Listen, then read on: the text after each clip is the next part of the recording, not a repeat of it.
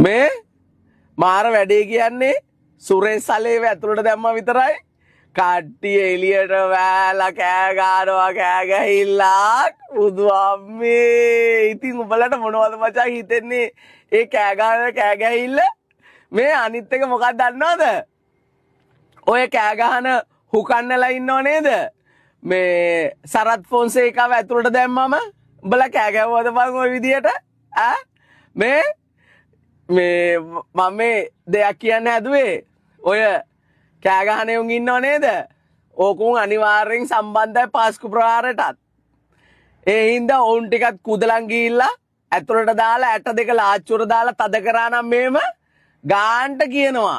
හරිද අර අරුව තමයි මුලින්ම එකයි යන්න ඕනේ ගම්මන් පිළයවයි කවුද මේ කතුරු විමල්වයි ඌට නම් ඇට දෙක ලාච්චුවට දාන්නත් ඉස්සෙල්ලා මං හිතන්නේ කියයියෝ මේ ගෝතයෙක්නේ මේ ඉතින් උඹලට හිතාගන්න පුළුවන් නේද මේ සුරේස් සලීව ඇතුළට දැම්මම මේගොල්ලෝ බෙරියන් දෙන්නේ මොකද කියලා මිනිස්සු 300 ගාණක් මරන්න සපෝට් එක දීපු එක හරිද සපෝට් එක දීපු උන් තාම ඉන්නවා ඔන්න ඉන්නවා සපෝට් එක දීපු උන් ඔය ඉන්නේ ඔය විමල් වීරවංශලා ගොම්මන් පිළලා ඔය ඉන්න උන්ගේ සෙට් එක ඔය ඒකනේ එළියට ඇවිල්ලා දැන් මේ හරි අමාරුවෙන් කෑ ගහන්නේ මොකද උන්ගේ නම් කියවෙයි කියලා ඇයි අර අරුගේ ඇට දෙක ලාච්චුර දැම්මම උන්ගේ නමුත් කියවෙනවානේ ඉතින් බය වෙච්ච ඕබ බය වුණොත් හොදරම ඇති උඹලා ඕබ ඵලයක්කෝ